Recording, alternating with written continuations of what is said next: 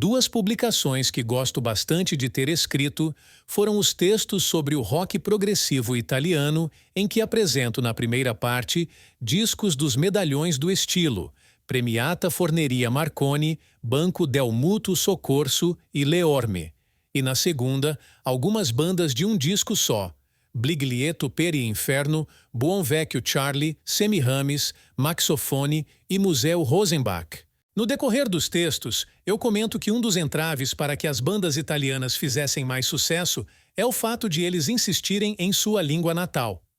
Claro que isso é uma bobagem, mas sabemos que ainda existem aqueles que não se interessam por música que não seja em inglês.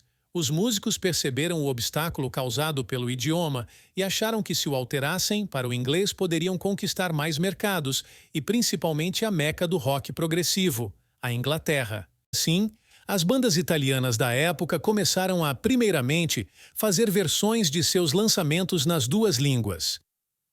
O Leorme usou desse expediente desde os primeiros singles, ainda em uma época que nem podemos classificar seu som como progressivo. Em 1967, o single para Fiori e Colori teve uma versão lançada pouco tempo depois como Flowers and Colors. No ano seguinte, Senti l'estate che torna também foi lançada em single, e sua versão em inglês chamou-se Summer Coming. O exemplo mais conhecido do Leorme foi a versão para o inglês de Felona e Sorona, clássico gravado em 1973, que teve sua versão traduzida para o inglês, feita por Peter Hamill. O disco em inglês, agora chamado de Felona and Sorona, não obteve tanto sucesso, já que tanto Aldo Tagliapietra não conseguiu repetir a mesma atuação do disco em italiano, quanto Hamill não teve sucesso em transferir todos os significados das letras. Temos vários outros exemplos. O Premiata Forneria Marconi fez de Photos of Ghost a versão inglesa de Per un amico, e o irmão inglês para L'isola di Niente foi The World Became the World. Aquele único disco auto-intitulado do Maxofone também teve sua versão, o mesmo acontecendo com alguns álbuns de Franco Battiato. A curiosidade é que o contrário também ocorreu, ou seja, bandas de outras nacionalidades também chegaram a gravar em italiano. Não álbuns completos, mas alguns singles como o Il tuo diamante, 1969, dos ingleses do Procol Harum, em uma versão latina para Shine On Brightly. O mesmo ocorreu com os gregos, então radicados na França, do Aphrodite's Child, que gravaram, também em 1969, o single Lontano dagli occhi, que ainda tinha como lado B, Quando l'amor diventa poesia. Como muitos que frequentam o nosso site, tenho o inglês como minha segunda língua, e atualmente podemos fazer contato com praticamente o mundo todo com o idioma. Assim, aprender um terceiro idioma é algo que talvez não seja tão necessário, a não ser que você trabalhe em multinacionais estrangeiras que te incentivem ou exijam isso. Particularmente, tenho muita vontade de aprender o italiano, porque acho a sonoridade da língua muito agradável, e também porque sou fã da história do país. Também gosto da melodia da língua e me divirto com os nomes de diversas dessas bandas. Desse modo, selecionei 5 discos legais, gravados por bandas de nomes espirituosos que só o idioma italiano poderia ter. Lembrando que algumas bandas com nomes assim como o Premiata Forneria Marconi, o Banco del Mutuo Soccorso, Bliglietto per Inferno e Buon Vecchio Charlie já foram citados nas duas primeiras partes e não estarão presentes dessa vez. Di Delinde, Io non so da dove vengo e non so dove mai andrò. Uomo è il nome, che mi han dato, 1972. Mais uma das bandas italianas de apenas um disco, algo mais do que comum, como vocês podem ver na segunda parte desta série de textos. Vocês devem ter percebido que meu critério de escolher pelo nome da banda nesse caso não foi utilizado, e logo na primeira vez, mas um álbum com um nome desses tinha que entrar, já que o tema é justamente o idioma. Seu nome é baseado em uma coelhinha da Playboy do longínquo ano de 1967, E o título do álbum significa Eu não sei de onde vim e não sei onde vou. Homem é o nome que me deram. O interessante do The Lind é que, ao contrário das outras bandas que possuem os teclados como base de seu som, aqui são as guitarras que comandam, dando até um tom hard para o grupo. O tecladista, flautista, Gilberto Trama, acaba utilizando a flauta muito mais do que as teclas, dando um clima folk ao som. O trecho final de Paura del Niente, só com a flauta, é uma maravilha, lembrando um pouco o modo que o Lucifer Roas utiliza o instrumento, que é acompanhando os riffs da guitarra. Na abertura sinistra de Fuga e Morte, utiliza-se de um tímpano, pouco comum no rock em geral, dando um peso interessante. Algumas faixas fogem um pouco do convencional, como em Paura del Niente, porém acho que exatamente nessas músicas que encontramos o mais interessante do The Lind. Que la vecchia locanda, 1972. É uma praxe citar o Jethro Tull quando se ouve a flauta no rock. Em muitos casos, a semelhança é apenas pelo uso de tal instrumento, mas aqui musicalmente também é adequada à comparação. O violino também é utilizado de uma maneira bem característica da banda, como se pode notar na introdução de Un villaggio, un'illusione, em mais um exemplo de como a música clássica tem uma importância vital no progressivo italiano. O curioso é que o violinista do grupo é um estrangeiro, o americano Donald Lax. Outra característica da velha estalagem são as faixas mais curtas, tornando a audição, principalmente as primeiras, muito mais fácil. Em Ré alta, são as melodias vocais que saltam aos olhos, na verdade, aos ouvidos.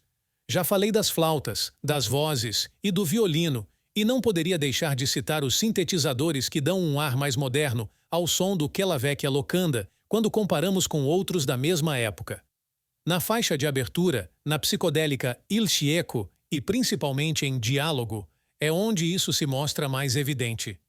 Para fechar a lindíssima Sogno, Risveglio e... poderia ser uma peça de algum músico erudito dos séculos passados. Aliás, é capaz de muita gente achar isso mesmo ao ouvir sem saber do que se trata. São apenas 2 discos, mas o Que la vecchia locanda pode se tornar a banda preferida do estilo para muitos. Il rovescio della medaglia, Contaminazione, 1973. Este foi o último disco que decidi que entraria nessa lista, e também o que conheço há menos tempo. Absent for this consumed world é uma pequena introdução para Ora non ricordo più, que é quase uma antecipação da New Wave que viria a ser Praga alguns anos depois. O álbum foi gravado em conjunto com uma orquestra sinfônica e teve na entrada do tecladista Franco Di Sabatino uma aproximação maior à música clássica, já que nos 2 primeiros discos a banda se aproximava muito do que o Deep Purple fazia na época. Também tiveram a ajuda do compositor argentino Luiz Henriques Bacalov para fazer Contaminazione, e seu título é uma referência à contaminação que a música clássica sofreu com a convivência com o rock. E por que não dizer também o contrário? A parte musical também transmite essa mesma ideia que a parte lírica quer passar, contando a história de um compositor fanático pela música de Bach. E é justamente da obra do gênio alemão que o Il rovescio della medaglia que vêm as inspirações para esse álbum. Porém, tudo isso não impede um pouco de experimentalismo como ouvimos em Scotland Machine.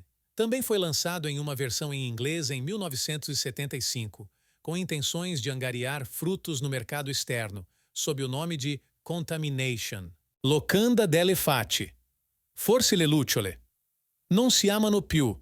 1977. O nome do grupo significa algo como Pousada das Fadas. Apesar de não ter encontrado a palavra fate no dicionário, eu a traduzi como um plural de fata. O que o Locanda delle Fate faz parece um resumo de tudo o que podemos encontrar no progressivo italiano. Como dá para perceber já nos primeiros momentos da instrumental, a volte um instante de quiete, com o piano fazendo miséria. A palavra resumo fica bem empregada, pois a banda surgiu já nos últimos anos da época de ouro dos italianos, e por isso eles já tinham sido influenciados por diversos outros grupos, inclusive os Medalhões. Na segunda música, a faixa título, Ouvimos pela primeira vez a bela voz de Leonardo Sasso cantando com uma impostação característica dos italianos.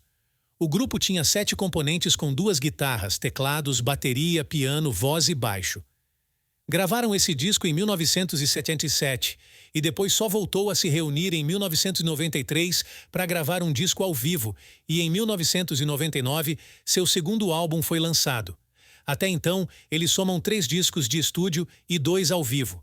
O relançamento em CD de muitos grupos, como o Locanda del Fate, na década de 90, acabou sendo bom para essas bandas e reviveu muitas carreiras.